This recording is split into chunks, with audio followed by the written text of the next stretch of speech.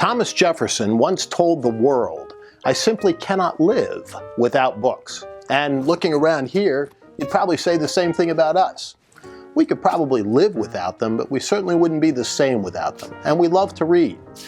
Earlier we said that we would provide some thoughts for you as you head to the beach or the mountains over the summer for your summertime reading. And so here are some thoughts about what you can stick on your nightstand for those hours in the day that you can devote to a little leisurely reading. First of all, The Gatekeepers by Chris Whipple. I've said that this is the read of the season, and I really think it is. It's a book about the White House Chiefs of Staff, the second most important job in Washington, D.C. And it takes us from the Nixon administration and H.R. Haldeman right up through the Obama administration. And with what's going on in Washington, D.C. right now, it's a particularly timely read. The Gatekeepers by Chris Whipple. Another one that has historic significance is Rawhide Down, the story of the near assassination of Ronald Wilson Reagan.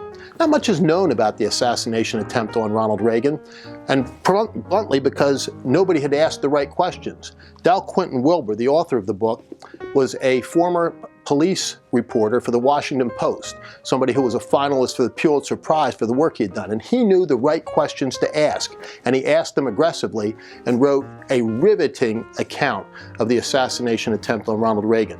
My old friend Richard Allen, who served as the National Security Advisor to Ronald Reagan, told me that the author came to see him all the way out in Denver, Colorado, and asked questions that he had never been asked before. And so as a result, he gave him access to material he had never shared with anybody before, simply because nobody had asked. That makes up the guts of this book, and it really is a fantastic read. And when you think about it, the 8 years that Ronald Reagan gave us as president were unparalleled in many respects in our nation's history. It was a wonderful time, blessed by a wonderful man whose life was nearly taken on that fateful day in March 1981.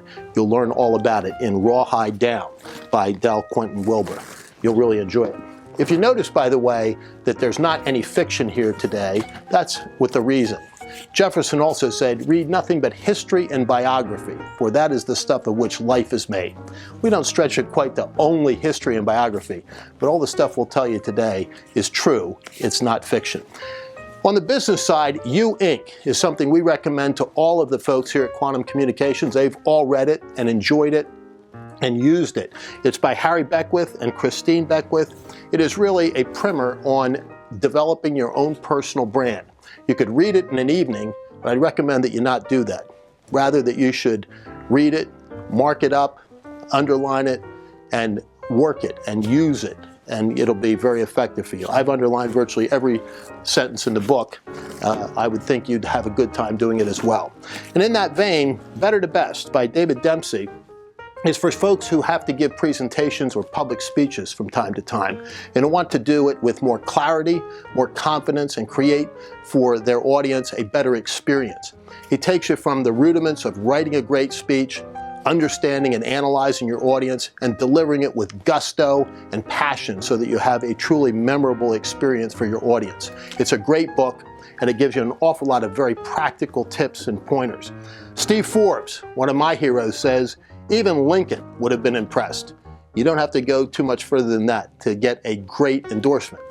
And now, because my partner, Kevin Harley, the resident liberal here at Quantum Communications, doesn't like hard books, we have Thank You for Being Late by Thomas Friedman, the latest in his The World is Flatline. It's about the advances of technology and their meaning in our world. And Kevin Harley, who has read it already, tells me it's a great book. I trust everything that Kevin says, so there you go. Thank You for Being Late by Thomas Friedman. And of course, one more shameless plug for the folks here at Quantum Communications. First of all, an old classic, Bare Knuckles and Backrooms by our partner Ed Rollins. Ed takes us from his life in politics in California in the early days of Ronald Reagan's term in office as governor there, right through his days in the White House and his managing of the most successful presidential campaign in history, the 1984 landslide of Ronald Reagan over Walter Mondale.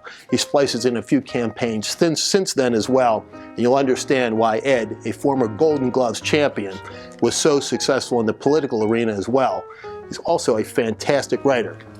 And finally, I'd be remiss if I didn't notion for you All I Know About Politics by Charlie Giroux. You may have a little tough time picking this up at your bookstores, but if you can find it on Amazon or elsewhere, you'll really want to read All I Know About Politics by Charlie Giroux. And I'll give you just a sneak preview of what you might expect inside.